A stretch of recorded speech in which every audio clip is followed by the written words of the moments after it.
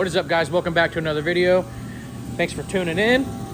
And I got some goodies to show you that I picked up from a place called Affordable Turbo Kits here just outside of, in between Aurora and Republic here in Missouri. So let's get to unboxing the new turbo kit for the fishbowl. Right, so I went ahead and just threw this on here. This is the new ATK top mount manifold that they make for H22 or F20B. It is kind of, I had a PLM one before and it kind of was the same fitment. Now, the only thing that I was nervous about is because I wanted to get the biggest turbo that I could fit on here. I knew that the clearance on this runner right here was going to be tight, and the clearance for the radiator was going to be tight as well. So that's the manifold, and I actually got this turbo to test fit, but it is small. This turbo is not as big as I anticipated it to be, but this one here is a PSR 3584. So let's get to unboxing this one. All right, so I already opened this, so I've already seen it, but I want you guys to check it out. Comes with a PSR installation guide if you need that. Gasket. Turbo itself. I believe this is just a V-band clamp for the exhaust. I noticed it did not come with hardware, which is fine because I have some here, but this is the dual ball bearing. It is loose, so I can clock it kind of how I need to. This is a 3582, or no, 3584. 3584. I had an 3584R, or I had a GT 3582 before, so this is just a little bit bigger. It still is a T4, so V-band exhaust housing. This is with the smaller exhaust or compressor. I forget which one it is, the compressor housing or the exhaust housing. I know there's an upgrade to like a 102. I just forget which side it is. So I'm gonna find some hardware and then we'll set this thing on the manifold and see what it looks like. I haven't done that yet though. Okay, quick malfunction there. I went ahead and just shoved a rag down in here just because I don't want any kind of debris or anything dropping down in there. I'm not gonna put the gasket on it neither, just because I don't want to squish the gasket. I'm just putting this on just kind of to test fit. Now I kept the covers on it just so if I need to take the covers off, there's that small variance of room that I know I have, which it looks like already that this thing's gonna fit okay. I can get that hand in here.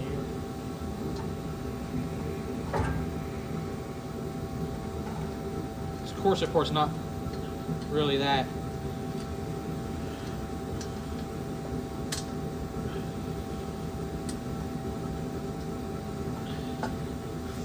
In tune.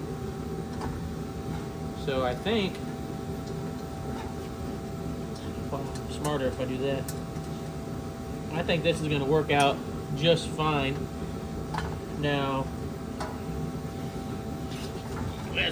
when it comes to exhaust, it's going to probably be routed, I can already tell it's going to be routed the same way that it was before, which I didn't really like, but I mean, I liked where it ended up, but I didn't like how the routing of the exhaust piping, I didn't like that at all. But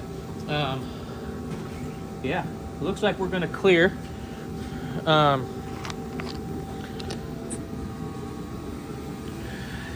Yeah, I mean, it's on there. It's snugged up. It ain't going nowhere now.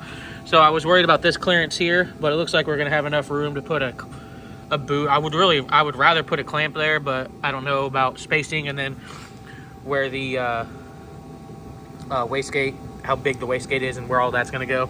I know probably a back door intercooler on this side of some sort. The piping will have to come down probably this way and then over here, and then obviously the other piping would go here. And then if I can squeeze, which I might not be able to, there's really not a whole lot of clearance right there to have a back door here. So I'm gonna have to do a single back door intercooler and then do normal piping right through here, which I can make work. I wanted to put my battery right there, which I still might be able to. I just need to get all those things and start test fitting some stuff. But that's pretty much it, boys. Once I get the weight plate and stuff on, I'll be able to build some stands to help keep this core support not so flimsy, because obviously that's not going to work like that. I did go ahead and get these 16 AN fittings for the radiator. I did have them here, but obviously that's not going to work.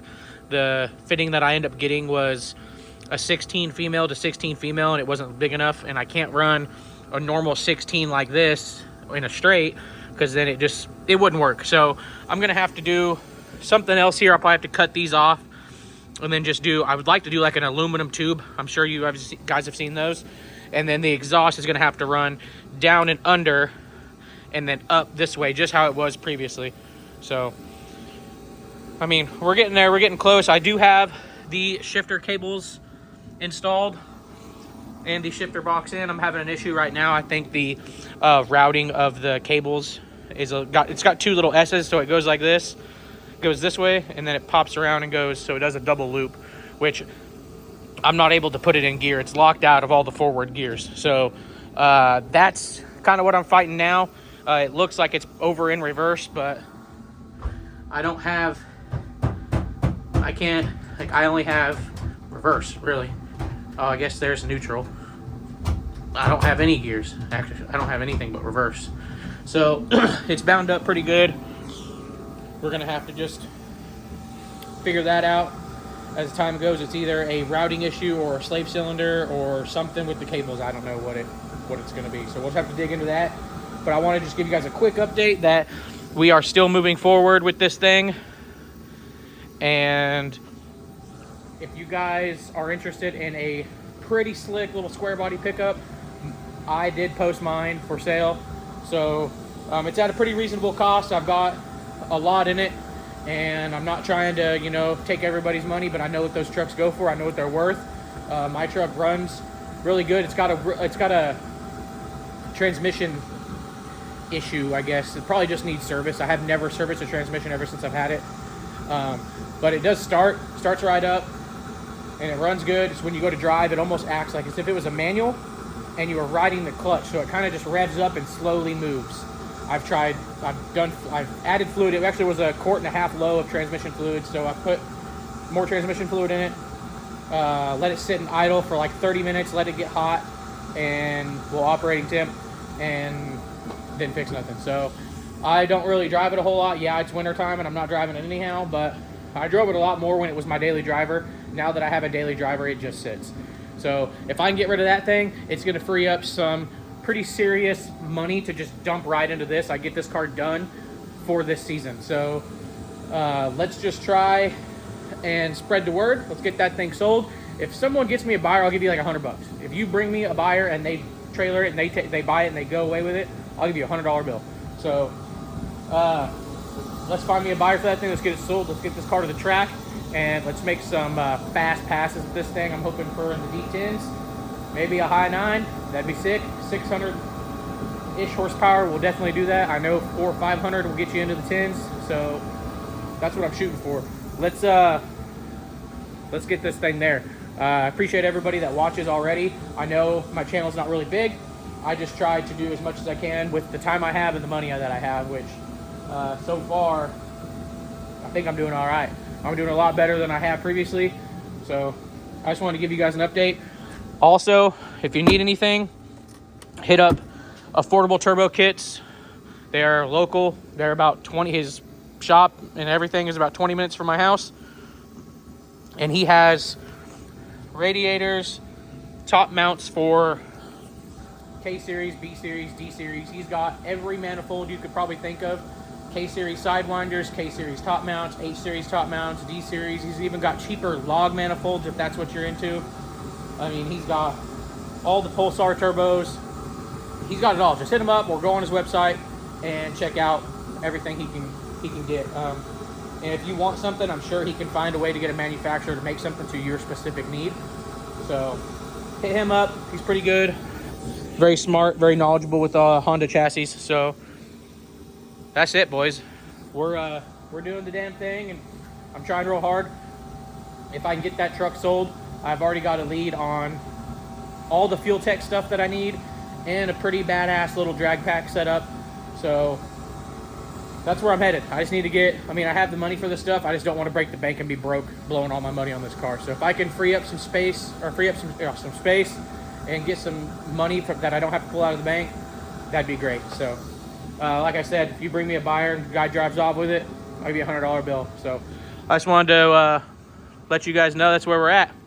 So I appreciate you guys for watching, and make sure you stay tuned because there's going to be a lot to come here in the next few weeks with the fishbowl. So just make sure you're paying attention. Make sure always, if you see something or you have a question, comment down below or DM me on Facebook or Instagram or whatever. So that's it. Thank you guys for watching. Stay tuned.